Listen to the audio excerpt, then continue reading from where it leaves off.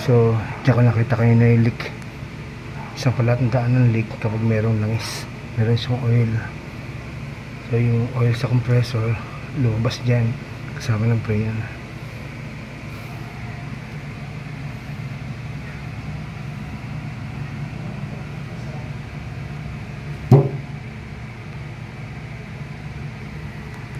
Yan, so okay na yan.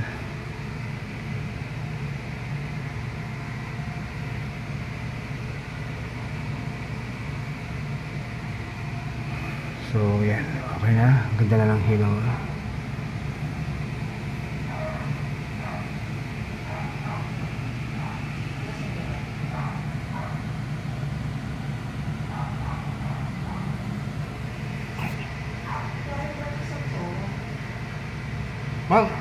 Ma'am, pwedeng patingnan po ito.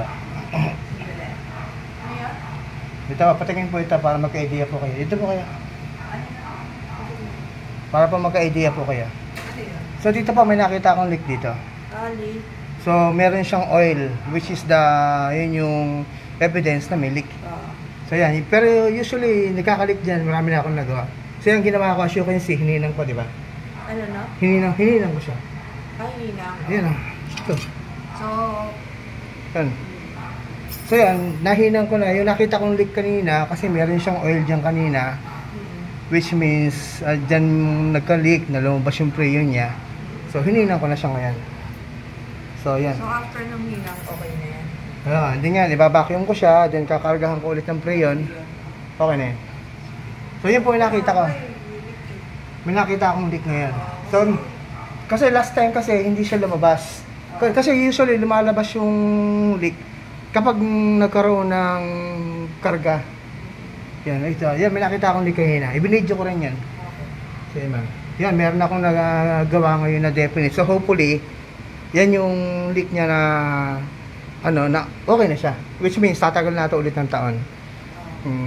Kasi usually, nagiging problem lang kasi pag yung leak nasa loob dito. Yan, minsan kasi dyan nagkaka-leak. Yan ang mahirap ayusin. Ang maganda nasa labas.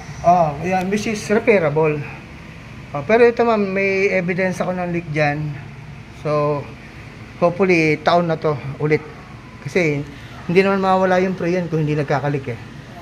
Yan. Hindi ma'am, okay na yan. Yan, so okay na to. Ibabacuum ko siya.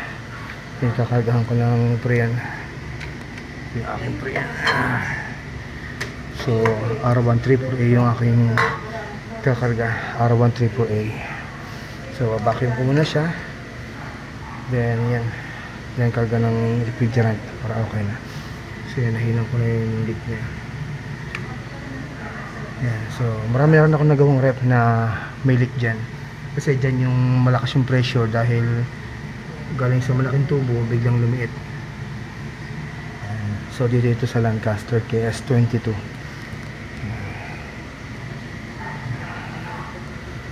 So, okay na to, definitely.